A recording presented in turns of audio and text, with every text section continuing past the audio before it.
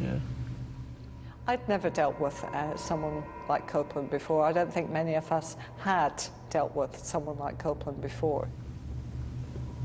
First of all, it was going to be the blacks, then the Asians, then the queers.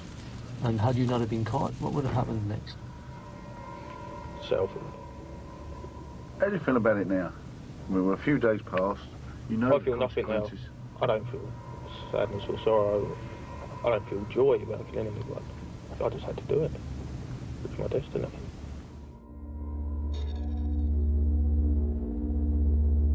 After just 4 hours of interview, David Copeland was formally charged on the Sunday with the bombings.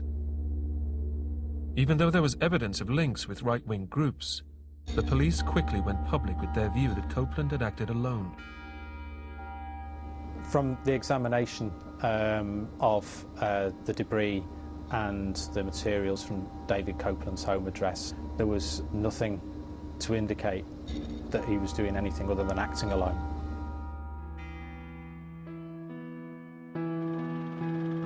David Copeland went on trial at the Old Bailey in June 2000, charged with 3 counts of causing explosions and 3 counts of murder. Many of his victims and their relatives attended the trial. I knew why I was there.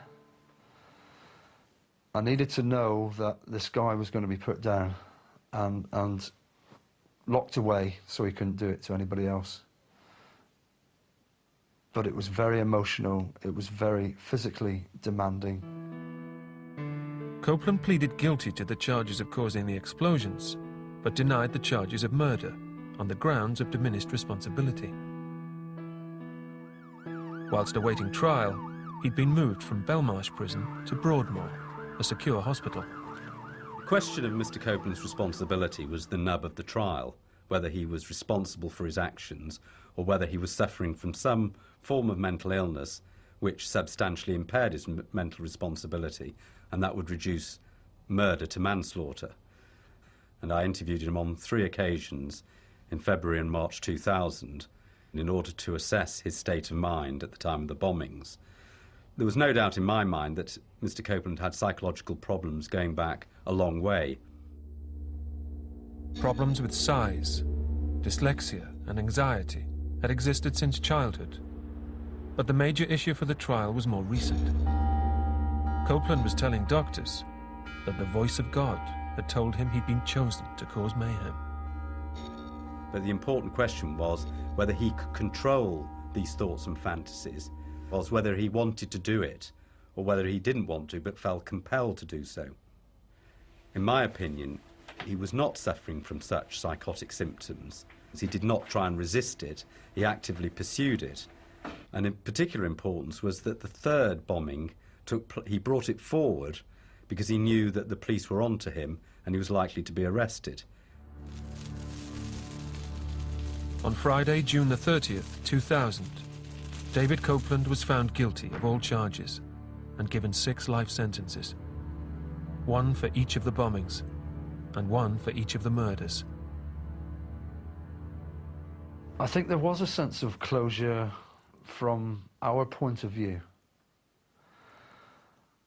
But I have a feeling that for many, it wasn't. But for us, it helped. Gary Reid and Tommy Douglas were also there to see the verdict. Both had suffered horrific injuries in the blast. Today's verdict proves he is a dangerous, pathetic nobody who is now where he belongs. Tommy lost both legs below the knee and had spent months in hospital, asking why. How did it all come about? I asked myself so many times. You don't walk into Tesco's and pick up a bomb like a loaf of bread. So there's a lot of thought, a lot of preparation goes into these things. Gary lost his left leg at the hip. I don't know. To me, it was just such a waste. Everything, it was just such a waste of lives. People's lives were in ruins for nothing, and so I didn't feel like celebrating. David Copeland was a young man who festered a hatred for black, Asian and other minority groups. And he planted the bombs with a purpose of killing people. He wanted people to associate him as being a mass murderer. I don't think Copeland should ever be released. I don't think you can rehabilitate somebody who carries out bombings with that amount of devastation and destruction and death. So even when he's a very old man,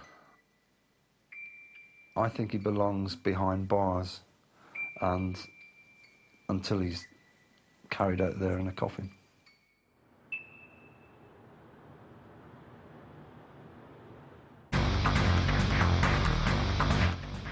Tomorrow sees the Oxford and Cambridge University crews head down to the River Thames for their annual Battle of the Oars. Cambridge took the title last year, so what have Oxford got to offer this year?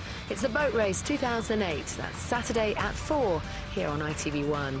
Coming up next here, it's the first of a double dose of Night Watch.